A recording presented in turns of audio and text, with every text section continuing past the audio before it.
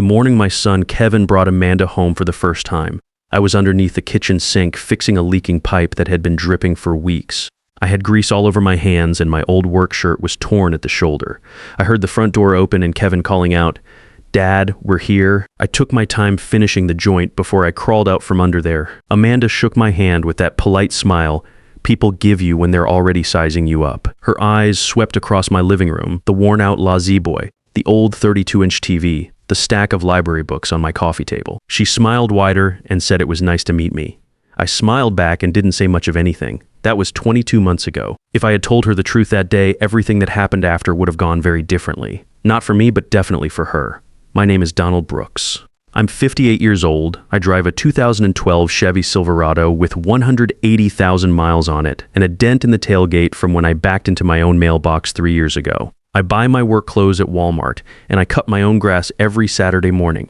On Tuesdays, I walk down to Murphy's Diner on Oak Street and eat the same breakfast I've had for 15 years, minus 2 eggs over easy, wheat toast, black coffee. What Amanda didn't know, and what I chose not to tell her, is that I own 5 rental properties in this county. I bought the first duplex in 1989 with money I saved working overtime as a plumber. Got the second one 2 years later when the bank was practically giving them away. By the time Kevin was in high school, I had 4 properties. When my wife Eileen passed away 9 years ago, she left me her share of everything we'd built together, plus the trust fund she'd insisted we set up. I kept adding to it, slow and steady, 5 properties. Now 15 rental units total, every single one paid off. Current market value sits right around $1.35 million. I never talked about it much. Eileen and I agreed early on, you don't flash what you have. You just have it. Kevin knew we were comfortable growing up, but he didn't know the specifics. I've been planning to sit down with him properly one day with all the paperwork spread out on this same kitchen table and walk him through the whole operation.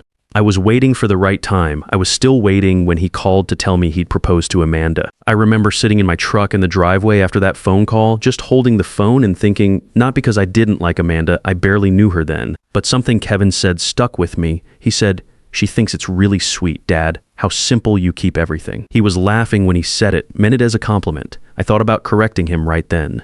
Thought about saying, "Son, let me tell you something about simple." Instead, I said, "That's nice of her," and let it ride. The wedding was in September, small ceremony at the community center with about 50 people. I sat at the family table, gave a short toast, and had 1 beer. Amanda looked beautiful. Kevin looked happy in that way young guys look when they think they've got life figured out. Her parents were there, Eugene Thornton, some big-shot commercial real estate developer from Atlanta, and his wife Janet. Eugene spent most of the evening working the room like he was closing deals, and Janet asked me twice what kind of work I used to do. When I said plumbing, she nodded and moved on to someone more interesting. I watched Eugene that night. He had the look of a man who walks into a room and immediately starts calculating what everything's worth. He and Amanda had the same eyes, not bad eyes, just always working. The first few months after the wedding were quiet. Kevin and Amanda got settled in their apartment across town. They'd come over for Sunday dinner maybe twice a month. Amanda was pleasant enough, asked about my health, complimented my cooking, helped clear the dishes. I had no complaints. Then one Sunday in November, she asked how long I'd lived in the house. I told her 28 years. She said it must hold a lot of memories. I said it did. Then she said, almost casual-like, that the neighborhood had really come up in value. Had I ever thought about downsizing, maybe something with less upkeep? I looked at Kevin. He was studying his meatloaf pretty intently. I told her the house suited me fine. She smiled and said, of course, she just wanted to make sure I was comfortable. She said it with such warmth that if I hadn't been paying attention, I might have believed her. But I was paying attention. 3 weeks later, Kevin called on a Wednesday night and said he and Amanda had been talking. I'd come to understand what those words meant, Dad. We've been talking like learning to read storm clouds. Every time he said it, weather was coming. He said Amanda had mentioned that maybe I could use some help with the financial stuff. Not that anything was wrong, he was quick to add. Just that managing things alone at my age could get complicated. Amanda's dad knew a really good financial advisor, and they thought it might give me peace of mind to sit down with someone. I asked Kevin whose peace of mind we were talking about. He laughed a little nervously and said, Dad, we just want to make sure you're taken care of. I told him I appreciated that and said I'd think about it. After I hung up, I called my lawyer, Curtis Weber. Curtis and I go back 20 years. He handled Eileen's will and updated all my property trusts 6 years ago. He knows every piece of property I own, every legal structure, every document. I told him what was happening. Curtis was quiet for a minute. Then he said, Donald, "Do you want me to move anything around?" I said not yet. I wanted to see what they were really after first. He told me to keep him posted and said he'd keep his schedule open. In December, Amanda started dropping by the house unannounced. Always had a reason, returning a casserole dish, bringing over something Kevin forgot. She'd sit down and we'd talk, and eventually she'd steer the conversation somewhere interesting. How did I handle the property taxes? Did I have anyone helping with the financials? Had I ever considered a reverse mortgage? Her dad had helped a lot of older neighbors structure their assets more efficiently. She said efficiently like it was a gift she was offering. I kept my answers simple. Told her I handled things the way I always had. She'd smile at that word, simple, minus a brie time. Let me be clear about something. I wasn't playing games with Amanda or pretending to be confused. I just answered her questions honestly without volunteering anything she didn't ask. I'm 58 years old, not senile. I've been managing complicated finances longer than she's been alive. But she'd decided what I was the moment she saw me crawl out from under that kitchen sink, and I saw no reason to update her opinion. In January, she asked about the house directly. Sat right there at my kitchen table with her hands wrapped around a coffee mug and said, "Donald, I hope you don't mind me asking, but do you own this house outright or is there still a mortgage?" I told her there was no mortgage. Her fingers shifted slightly on the mug. She asked when I'd paid it off. I said 2006. She said that was wonderful. Said a paid-off house in this neighborhood was worth serious money now. Did I know what comparable sales were running? I said I had a rough idea. She said her father's company had actually been pretty active in this area. If I ever wanted an informal valuation just to know where I stood, he'd be happy to take a look. No pressure, no obligation. I thanked her and said I'd keep it in mind. After she left, I stood at the window and watched her sit in her car for a minute before starting the engine. I could see her on her phone, didn't know who she was calling, but I had a pretty good guess. February brought Kevin to my door on a Saturday morning alone. He came in and sat at the kitchen table with that look he used to get as a kid when he was about to ask for something he knew was complicated. He'd set his jaw a certain way and look at the table instead of at me. He said Amanda had been doing some research, said he hoped I'd hear him out. I told him to go ahead. He said that from what Amanda had looked into, the property tax situation on a house this size could get difficult for someone on a fixed income. Her father had suggested a structure where the house could be transferred into an LLC for tax purposes. He said quickly that nothing else would change, it would just protect me. Eugene would even help set up the LLC filing if I needed assistance. I looked at my son and asked him who would own this LLC. He looked at the table, said it would be a joint structure, me and them together. I asked him to say that back to me slowly. Kevin rubbed the back of his neck, said it would be a way for the family to collectively manage the asset. Eugene did this kind of thing all the time. It was just smart planning. I asked Kevin directly, was this his idea or Amanda's? He didn't answer right away. That was my answer. I told him I needed a couple weeks to think about it. He seemed relieved to get a delay instead of a flat no. He hugged me before he left, and I held on to him a little longer than usual because he was still my son, and he was in over his head without knowing it. That afternoon, I called Curtis, told him I was ready to start building a case. Curtis and I spent 3 evenings that week going through everything. He had all the documentation showing clear title on the 5 properties, all held in the trust structure Eileen and I set up in 2009. A structure that was already more tax efficient than anything Eugene could dream up. And that named Kevin as the sole beneficiary with language so tight that no spouse could access or transfer anything without Kevin's explicit consent and independent legal counsel. It was bulletproof. Eileen had insisted on that. Curtis also prepared a 1-page summary document, plain English overview of every asset I held. He suggested I might want to share it at the right moment.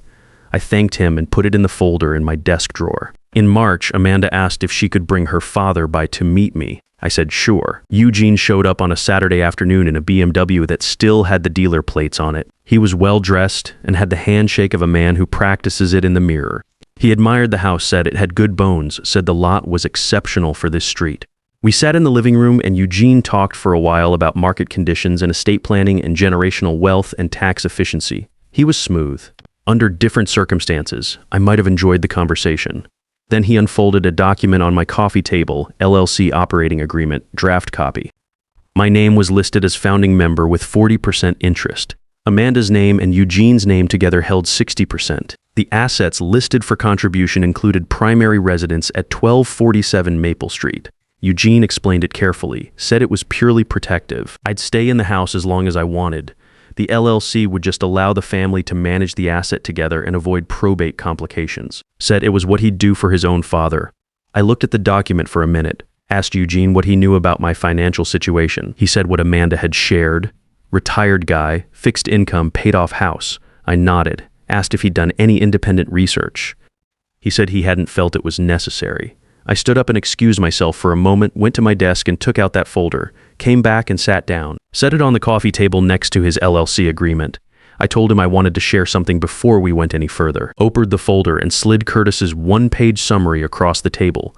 Eugene picked it up and read it. His face didn't collapse dramatically like in the movies. It changed slowly, like color draining out of something. He looked up at me, then back down at the paper. Amanda, sitting next to Kevin on the couch, leaned over to look. Kevin leaned over too. The summary listed all 5 properties by address, listed the current market value of each, listed the trust structure, listed Kevin as sole beneficiary. At the bottom, Curtis had noted the combined estimated value minus $135 million. Nobody said anything for a long moment. I picked up Eugene's LLC agreement and held it up. Told him I appreciated the work that went into it, said my attorney had reviewed something very similar 2 weeks ago. The trust structure Eileen and I set up already accomplished everything this proposed to do, with better protections, better tax treatment, and no outside parties involved. I said I'd been managing these assets for 30 years without difficulty and intended to continue doing so. Said Kevin had always known he'd inherit everything, that had never been in question. Eugene looked at me and said quietly that he hadn't known. I said I understood. I said I'd noticed. Amanda said nothing. She was looking at Kevin. Kevin was looking at the summary sheet like there might be something different on the back. He set it down and looked at me. He said, "Dad." I said, "Son." He said he didn't know. I said I knew he didn't. Said that was something I should have corrected sooner and I was sorry for letting it go so long. Told him I'd been planning to sit down with him properly and walk through everything, and I'd been postponing it. That was my mistake. Eugene folded his LLC agreement and put it back in his jacket. He stood up and said they should give us some time. Said it was a pleasure meeting me. He meant none of it and we both knew it, but that was fine. He was a businessman who'd made a calculation and the calculation had been wrong. I didn't hate him for it. Amanda stood up too. She looked at me once before turning toward the door. It wasn't anger. Exactly. It was the look of someone recalculating everything. I'd seen that look before in business negotiations, in conversations where someone realizes midway through that they'd misread the room entirely. Kevin stayed. He sat at my kitchen table after they left, both hands flat on the surface, not speaking. The late afternoon light came through the window the way it always does. That particular gold that Eileen always said made the kitchen look like a painting. I made coffee and set a cup in front of him. He asked why I hadn't told him.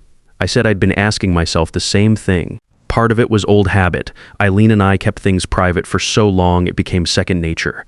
Part of it was waiting for him to be ready. And part of it, I admitted, was that when I saw how things were developing, I wanted to understand what I was dealing with before I showed my hand. Kevin said he felt like an idiot. I told him not to, said I'd let it happen by staying quiet too long, and that was on me. Told him Amanda hadn't invented anything that wasn't already there. I'd left a gap and people fill gaps. He said he should have asked more questions, should have pushed back when Amanda started steering things. Said it had felt easier to let her handle it, and he was ashamed of that.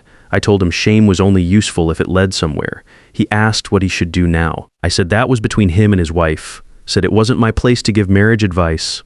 What I had was time I should have used differently, and I intended to use better going forward. We sat at that kitchen table until it was dark outside. I went through everything, how it started, how it grew, what each property cost, and what it took to hold on to them in the lean years. Told him about the winter of 1996 when I nearly lost the third duplex because the furnace died and the insurance company disputed the claim. Worked weekends for 4 months to cover those repairs.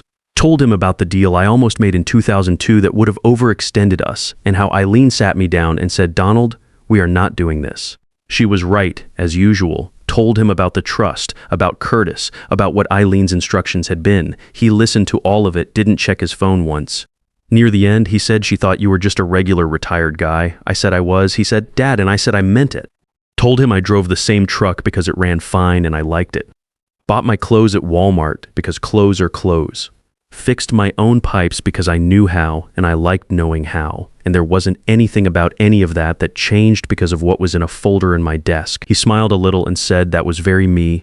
I said I knew. He asked me one more thing before he left, asked if I was angry. I thought about it, said no. Said I'd been watchful and careful, and maybe I'd been a little satisfied at the end. Not in a mean way, but in the way you feel when something you built holds up under pressure. The harder feeling was something I couldn't put a clean name on, something between regret and relief. The feeling of a man who let things drift a little too long and caught them just before they drifted out of reach. I told him the most important thing was that he knew now all of it. And I should have told him years ago. He hugged me at the door. He held on for a moment. I put my hand on the back of his head the way I did when he was small.